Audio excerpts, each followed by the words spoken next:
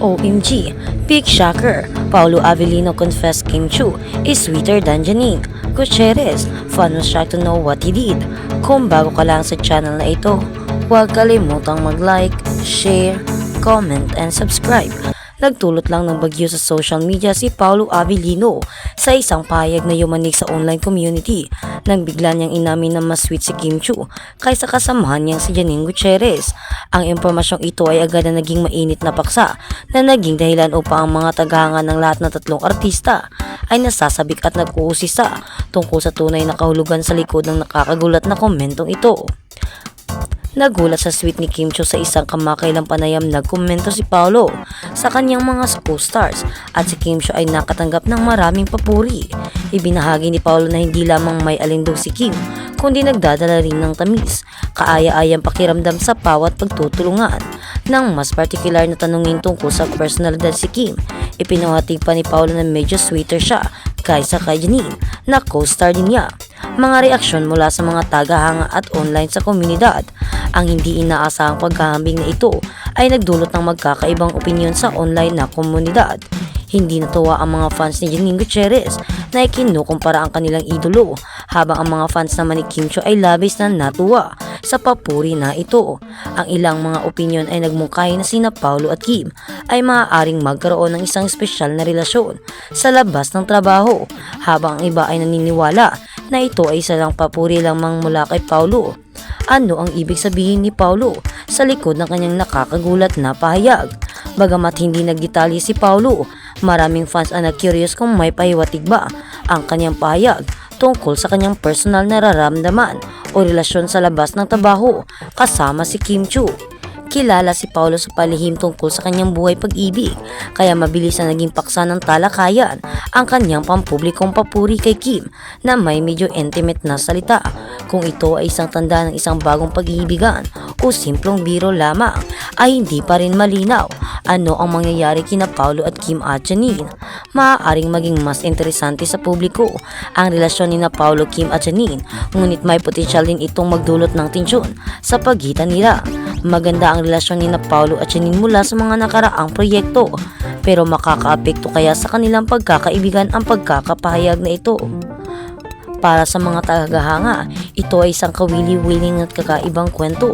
Patuloy nilang aabangan kung mayroon pang mga pahiwatig mula kina Paolo at Kim o Janine sa hinaharap at kung paano nabubuo ang relasyon ng tatlo pagkatapos ng mabagyong komentong ito. At sa kabilang banda, shock, Janice de Belen reacts to rumored split of ex-husband Jan Estrada from Priscilla Meireles. Espanto star Janice de Belen comments on recent issue of ex-husband Jan Estrada and his estranged wife Priscilla Meireles. Basta wala akong kinalaman doon. Yun lang, wala akong kinalaman. Walang paligoy-ligoy na sinagot ng actress na si Janice de Belen sa PPH or Philippine Entertainment Portal. Nangingan namin siya ng komento tungkol sa napabalitang hiwalayan ng ex-husband niyang si Jan Estrada at asawa nitong si Priscilla Meireles. Nagpasantabi muna kami kung maaari siyang tanungin tungkol sa ibang issue bukod sa pelikulang Espantaho na kanilang pinopromote para sa Metro Manila Film Festival or MMFF 2024. Pumayag naman si Janice de Belen, kaya kaagad kaming nagpasalamat. Ngunit biro niya, pwede ko rin namang hindi sagutin, di ba? Huwag ka munang mag-thank you ha, hindi ko pa sinasagot. Tanong ng PPH kay Janine. Nung nabasa nalaman mo na parang naghiwalay na ang ex mo, ano ang masasabi mo? Sagot pa ni Janice, basta wala akong kinalaman doon. Yun lang, wala akong kinalaman. Hindi ba niya nasambit sa sarili na ayan na naman siya? Umiiling-iling na sagot ng award-winning TV host and actress. Not my life, not my business. Nag-reach out pa sa kanya si Priscilla. Umiling ulit si Janice. Sabay-sabing I don't know, ayoko, buhay nila yan. Eksklusibong nakausap ng PPH Janice sa dressing room ng Becky Studios sa Makati City, kung saan ginanap ang pictorial para sa Espantaho kahapon, November 12, 2024. Jan Estrada spotted with a mystery woman at the bar, chilling noong November 1, 2024. Nag-viral sa social media ang video ni Jan kasama ang isang mystery woman. Kaagad itong pinagpapasapasahan ang samot-saring komento mula sa netizens at kaagad ay naglitawan. Ang mga nag-iisa ay agad na may bagong babae sa buhay si Jan, lalo pat nasabi ng aktor sa isang statement noong July 2024 na nagkasundo na sila ng asawang si Priscilla to take a break ang kanilang marriage. Makikita sa video na masaya ang aktor at nakaakbay siya sa hindi pa rin nakakakilalang babae. Kasunod nito ay nagbigay ng maikling pahayag ang aktor ukol sa viral video niya kasamang mystery woman. Ayon sa kanya, hindi niya kailangang magpaliwanag pa tungkol dito. Katulad ng normal na tao, may karapatan siyang makipagkaibigan sa mga taong gusto niyang kaibiganin, mapalalaki man o babae. Ang pagkakaiba nga lang, isa siyang public figure kaya lagi na pag-uusapan ang mga larawang lumalabas tungkol sa kanya, lalo na at babae ang kanyang kasama. Buong pahayag pa ni Jan, honestly, I don't owe anyone an explanation, but once and for all, I am going to say this. I have every right to be friend who I like to be friends with, male or female, like any normal human being. The only difference is, I am a public figure. Cryptic post lamang ang naging post ni Priscilla sa panibagong sighting ng strange husband na si Jan. Saad niya pa sa kanyang Instagram story noong November 3, 2024, when someone makes you an option, make them a memory.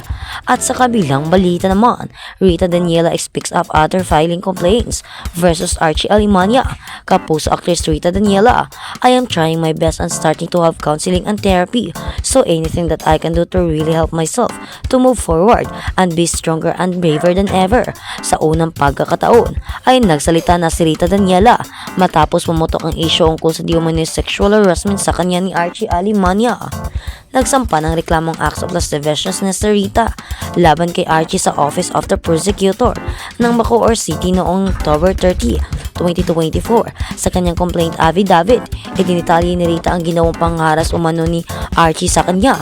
Nangyari muna ang insidenteng Thanksgiving party ni Bia Alonzo kasama ang cast ng Widows War na kinabibilangan din ni Rita at Archie noong September 9, 2024. Matapos magsampa ng reklamo ay hindi nagpa-unlock ng panayam ang actress, gayon din si Archie. Ngunit pagkalipas ng ilang linggo ay nagsalita na si Rita tungkol dito. Ayon sa actress, sinikap niyang makabangon mula sa nangyari kahit hindi madali. I am really trying my best to be okay because I have to, sabi niya sa interview ni Nelson Calas para sa 24 oras noong November 11.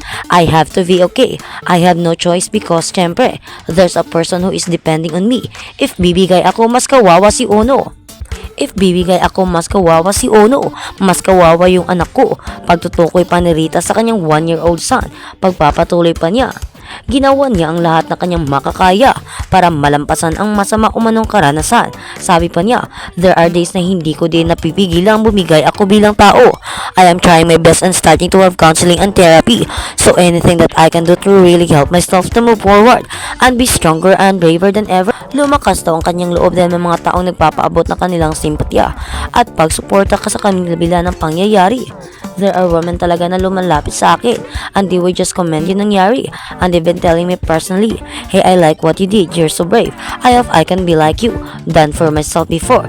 Idinagdag ng Kapuso actress na pinag-iisipan niyang mabuti ang ginawang akbang laban kay Archie nang magsampa ng reklamo.